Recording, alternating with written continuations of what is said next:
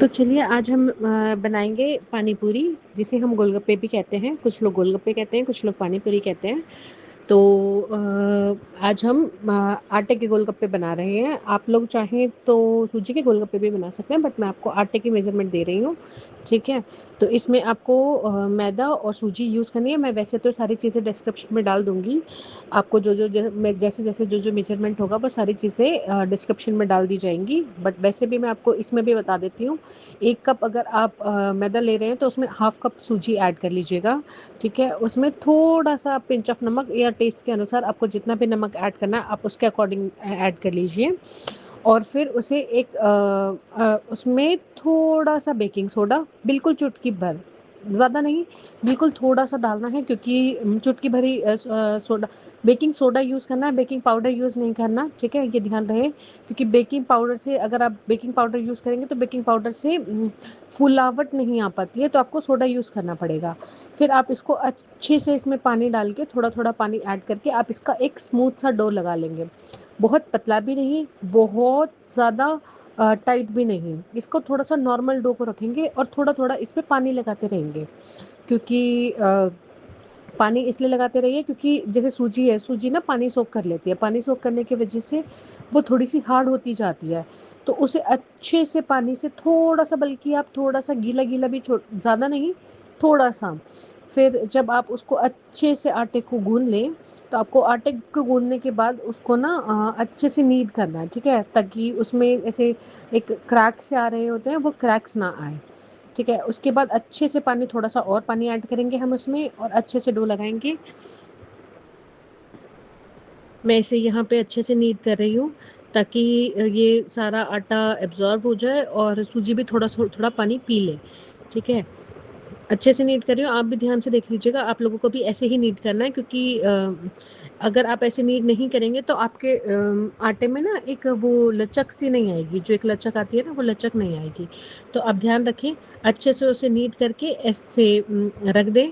ठीक है। आप उसे एक बाउल में भी ट्रांसफ़र कर सकते हैं। बाउल में ट्रांसफ़र करके उसको थोड़ा सा पानी के हाथ लगाना है, थोड़ा सा पानी डालना है ऊपर, थोड़ा सा गीला, ताकि सूजी पानी पी ले तो आटा टाइट ना हो।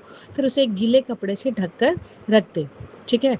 इसको अब थोड़ा साइड में रख देंगे। अब हम, जैसे अभी हमने बनाया था मैदा का, अब हम बना रहे हैं आटे का। ठीक है। उसमें मैदा यूज़ करी थी, इसमें आटा यूज़ करें। मैं आपको आटे का भी इसलिए बता रही हूँ मेजरमेंट, ताकि आप लोग कंफ्यूज ना हो जाएं आटे और मैदा वाले में। ठीक है।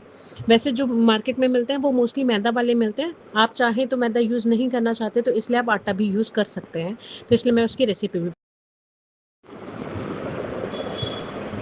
अब हम लगा रहे हैं आटे का डो। ठीक है। इसमें अब हमने 1 कटोरी आटा लिया है, वही सेम मेजरमेंट रहेगी। 1 कटोरी आटा, उसमें हाफ कटोरी सूजी, उसमें थोड़ा सा नमक आपको टेस्ट अनुसार, और पिंच ऑफ सोडा। थोड़ा सा ही डालना है सोडा, ज़्यादा ना डालें। मैं बार बार आपको बता रही हूँ, सोडा ज़्यादा ना डालें। सोडा ज़्यादा डालने से आपके आटे में फुलावट नहीं आएगी। तो ज़्यादा डाल देंगे तो फिर वो अच्छे से नहीं हो पाता। ठीक है। फिर उसको नीट कर लेंगे, आटे को लगाएंगे अच्छे से। उसमें थोड़ा सा थोड़ा थोड़ा करके पानी डालें ताकि ज़्यादा गीला ना हो जाए। ठीक है। एक अच्छा सा डो, जैसे आपने सूजी का डो लगाया था, सूजी का डो जो होता है वो, सॉरी, मैदा का डो लगाया था आपने, मैदा का डो जो होता है वो थोड़ा सा टाइट हो जाता है। ठीक है। उसमें सूजी जो होती है वो पानी पी लेती है, लेकिन आटा थोड़ा सा गीला रहता है। आटा थोड़ा कम पानी पी पाता है और सूजी ज़्यादा पानी पीती है। इसलिए इस डो को थोड़ा सा नॉर्मल रखें, इसको ज़्यादा सॉफ्ट नहीं करना है। इसमें जैसे पानी का, जैसे उसमें पानी की छींटे लगाई थी, पानी लगा के रखा था, इस आटे में पानी नहीं लगेगा ऊपर से। आपको नॉर्मल सा टाइट सा, जैसे पूरी वाला आटा होता है ना, उससे थोड़ा सा और सॉफ्ट आटा लगाना है। ठीक है। फिर अच्छे से मसल लेना है, जितना जितना पानी आपको चाहिए उतना लगा के इसको भी अच्छे से नीड करके इसको भी एक बाउल में ट्रांसफ़र कर देंगे हम। ठीक है। अब क्या है कि जैसे अब मेरा डो तो लग गया है, अब मैं इसको बाउल में ट्रांसफ़र, तो अब मेरे दोनों डो लग के तैयार हो गए हैं। ठीक है। अब हम दोनों डो को इसमें रख के इसको गीले कपड़े से ढक देंगे, ताकि आटा ज़्यादा टाइट ना हो जाए। जैसे हवा में पपड़ी बन जाती है ना, तो हम इनको ढक के रख देंगे ताकि इसमें हवा में पपड़ी ना बन जाए आटे में। तो अब आटे को दोनों को रख के इसमें गीले कपड़े से ढक के और इसको रख दिया। अब चलो चटनी बनाने की तैयारियां कर लेते हैं। ठीक है। इसको हमने कर दिया साइड पे। अब बनाते हैं चटनी। तो आइए चटनी बनाते हैं मिलके। ठीक है। तो आपको उसके लिए चाहिए सबसे पहले मिक्सर ग्राइंडर। तो हम उसमें जार में ले लेंगे सबसे पहले मिर्च। तो हम जार में ले लेंगे सबसे पहले धनिया। उसके बाद जैसे अगर आपको तीखा पसंद है, ये हम पानी की तैयारी कर रहे हैं अभी हम, ठीक है। तो उसमें आपको जितनी मिर्चें डालनी है, जैसे आपको 5-6 मिर्चें डालनी है, जैसे अगर आप तीखा पीते हैं तीखा, तो आप अपने अकॉर्डिंग मिर्चें डाल लीजिएगा। उसमें थोड़ा सा पुदीना डालना है।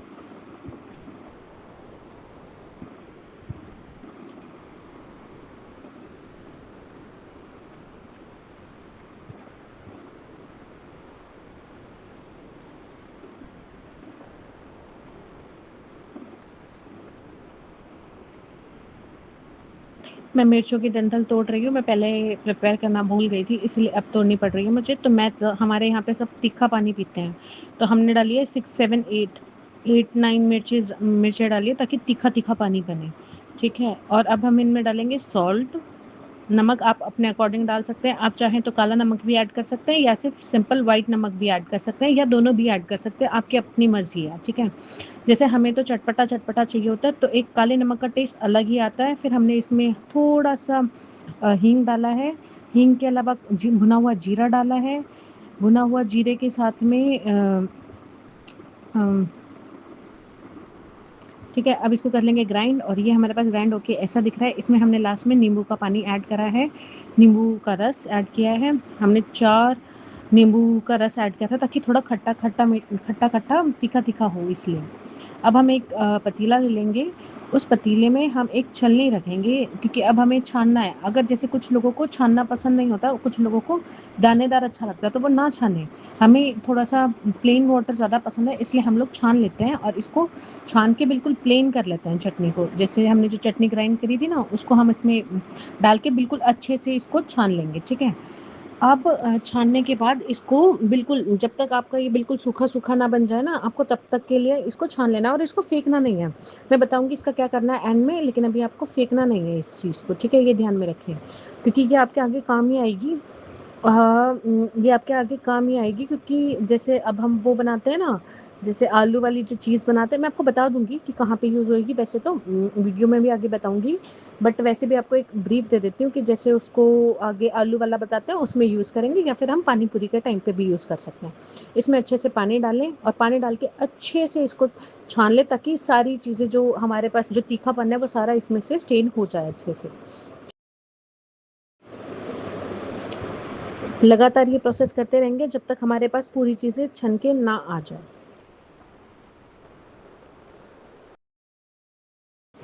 तो हमने इसको अच्छे से छान लिया है, ठीक है। हमें जितना वाटर डाल के हमें जितना स्ट्रेन करना था हम कर चुके हैं।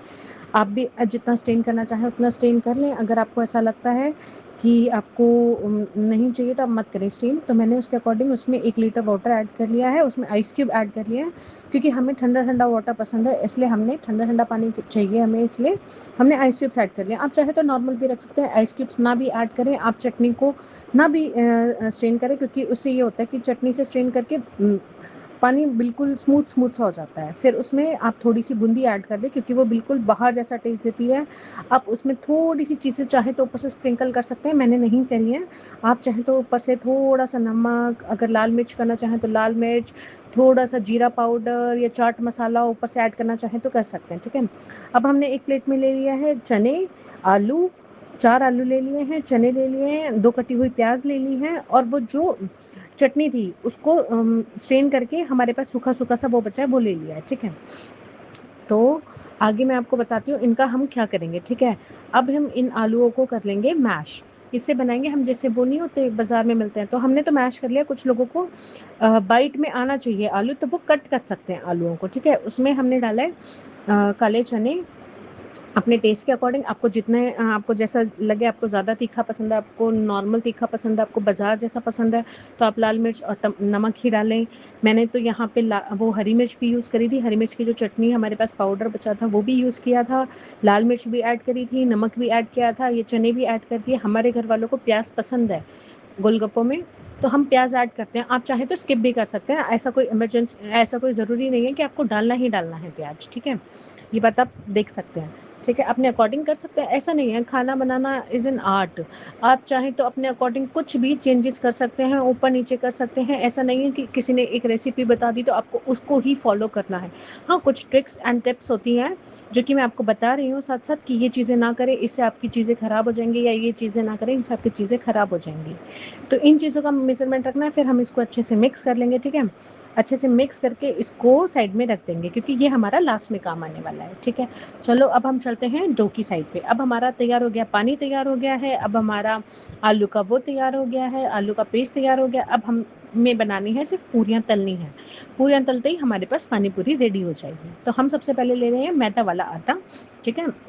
उसकी कुछ बॉल्स बना लेंगे, ताकि मतलब जैसे आपको पता ही है कि बॉल्स बना के रखेंगे। लेकिन हाँ, एक चीज़ ज़रूर याद रखें उससे पहले, कि आटे को उगाड़ के नहीं रखना, मतलब खुला नहीं छोड़ना, क्योंकि अगर आप खुला छोड़ते हैं ना तो उसमें ड्राइनेस आ जाती है, जिसकी वजह से वो फूलता नहीं है प्रॉपर। तो इसलिए ये बात याद रखिए कि आपने बॉल्स बना दी ना, बॉल्स के बाद भी इनको ढकना है। मैंने एक बार ये गलती कर दी थी कि मैं उनको ढकना भूल गई थी, जिसकी वजह से मेरी क्या बोलते हैं, पानी पूरी फूली नहीं थी। तो ये बात आप ध्यान रखें कि अगर आप ऐसे अगर खुला छोड़ देंगे बाहर हवा में, तो हवा के उससे पपड़ी जम जाती है, जिसकी वजह से वो फूल नहीं पाते हैं। तो मैंने आटे वाले उसमें से 6 बॉल्स बना लिए हैं, 5 बॉल्स बना लिए हैं, सॉरी, और मैदा वाले से भी 5 बना लिए हैं। अब हम इनको अच्छे से बॉल्स बना के रख देंगे, ताकि हमारे पास बॉल्स तैयार हो जाए। इनको हवा में नहीं रखना, मैं आपको अगेन बोल रही हूँ कि इनको हवा में नहीं रखना, और इनको बार-बार इनका शेप और टेक्सचर नहीं चेंज करना। अगर आपने एक बार बॉल्स बना दिए तो उनको एक बार बॉल्स बना के छोड़ देना, बार बार उनको चेंजेस मत करना, कि आप अगर बेल रहे हैं तो उनको बार बार गोल गोल करके रख देंगे, वैसे मत करना, क्योंकि इससे आपके पानी पूरी में कोई भी चेंजेस, मतलब इससे आपकी पानी पूरी फूल। तो अब हम थोड़ा सा आटा स्प्रिंकल कर लेंगे स्लैब पे, ठीक है, सूखा आटा। अब हम सबसे पहले आटे वाले डो को बेल रहे हैं, आटे वाले डो को बेलते हैं, ठीक है? आपको इसको बिल्कुल पतला ट्रांसपेरेंट बेलना है। जैसे मेरा आटा थोड़ा सा गीला हो गया था, मैं आपको यही दिखाना चाह रही थी कि मेरा आटा थोड़ा सा गीला हो गया था, इसलिए वो बहुत चिप हो रहा था। तो आपको क्या करना है, उसको थोड़ा सा, मैंने बाद में फिक्स कर लिया था उस आटे को, ठीक है? मैंने उस आटे को बाद में फिक्स कर लिया था, थोड़ा सा सूखा आटा ऐड करके, थोड़ी सी सूजी ऐड करके उसको फिक्स कर लिया था। उसके बाद देखिए कितने स्मूथली बेल रहा है ये आटा, ठीक है? आपको बिल्कुल ऐसे ट्रांसपेरेंट कर लेना है कि इसमें से आपको हल्की-हल्की स्लैब दिखने लगे। बिल्कुल इतना आपको ट्रांसपेरेंट करना है, ऐसा भी नहीं बहुत ज़्यादा पतला या बहुत ज़्यादा बिल्कुल थिन भी नहीं, बट हल्की-हल्की आपको स्लैब दिखने लगे, ठीक है? उसके बाद आप तब तक आप इसको बेलेंगे। सारी साइड से इक्वली बेल लें, ताकि कहीं से मोटा, कहीं से पतला ना रह जाए। अगर मोटा या पतला हो जाता, कहीं से मोटा, कहीं से पतला हो जाए, तो फिर दिक्कत आने लगती है, ठीक है? इसलिए अच्छे से बेल लिया हमने। अब हम बिल्कुल पतला-पतला, जैसे अब मैं आपको दिख रहा होगा, मेरे इसमें से हल्की-सी स्लैब आपको ट्रांसपेरेंट दिख रही है, हल्की-हल्की स्लैब्स दिख रही हैं। उसके बाद आपके पास कुकी कटर हो तो cookie cutter, sorry, cookie cutter हो तो कुकी कटर यूज़ कर लेंगे। मेरे पास ग्लास था एक छोटा वाला, तो वो गोलगप्पे के साइज़ का ही था, तो मैंने उससे कट कर लिया है। हम देखेंगे तो बहुत ईज़िली कट हो जाता है ये। और जैसे मैंने इस पे कट इसे ग्लास से कट कर लिया, ऐसे ही आप भी कट कर लीजिएगा। तो जैसे नीचे का आटे में मेरा ना, हाँ, मैं आपको एक चीज़ बता देती हूँ क्लियरली, कि जैसे मेरे नीचे का आटा थोड़ा-सा मोटा-मोटा हो गया था, उससे पूरियाँ फूलती नहीं है। जैसे आपने कभी पूरियाँ बनाई होंगी तो आपको पता होगा कि ऐसे होने से पूरियाँ फूल नहीं पाती हैं। तो उस आटे को आप कट ना करें, उसको आप अलग कर दें। ऐसे-ऐसे करके आपको पूरे उनको कट कर लेना है, सारे आपको आटे वाले। और इसको भी जो आपने कट किए हैं ये गोलगप्पे वाले, इनको भी आप ढक के रखेंगे गीले कपड़े से, क्योंकि अगर आपने गीले कपड़े से नहीं ढका तो ये फिर से नहीं फूलेंगे। ये चीज़ आप ध्यान रखें, बिल्कुल ध्यान रखें कि गीला कपड़ा से अगर नहीं ढका तो नहीं फूलेगा, क्योंकि वो सूख जाता है आटा हवा के कांटेक्ट में आके, और उसके बाद वो नहीं फूलता, ठीक है? अब हमने लिया है मैदा वाला आटा, ये बिल्कुल स्मूथली बिल जाता है, इसमें कोई इशू नहीं आता। इसकी बनती भी क्रिस्पी क्रिस्पी क्रंची क्रंची है गोलगप्पे। तो आप कोशिश करें कि इसी का बनाएं, मैदा वाला। घर की मैदा इतना नुकसान नहीं करती है, घर की चीज़ें होती हैं तो नुकसान नहीं करती हैं ज़्यादा। तो प्रेफ़र करें कि घर का ही यूज़ करें सब कुछ। आप चाहें तो मैदा खुद से भी बना सकते हैं, बट ठीक है, वो आपकी मर्ज़ी है। तो मैंने इसको बेल लिया है अपने अच्छे से, और बिल्कुल अच्छे से पतला-पतला बेलूँगी मैं इसको, जिससे कि मुझे थोड़ी-थोड़ी स्लैब जैसे देख रहे हैं आप, आपको क्लियरली विज़िबल हो रहा होगा कि मुझे ना स्लैब दिखनी ट्रांसपेरेंट शुरू हो गई है, मतलब आटे में से स्लैब दिख रही है मुझे, ठीक है? थोड़ी-थोड़ी ट्रांसपेरेंट हो गई है। इतना आपको आटे को बेलना है, चाहे आप जैसे भी बेलें, मतलब आपको ज़रूरी नहीं है उसको बार-बार उठा के बेलना है, आप एक बार में उसको फिक्स करके एक बार में बेल सकते हैं, खींच सकते हैं जहाँ से उसको, ताकि वो आटा बस आपको ट्रांसपेरेंट हो, क्योंकि जब आप कटर से कट करते हैं तो वो फिर भी निकल आते हैं, ठीक है?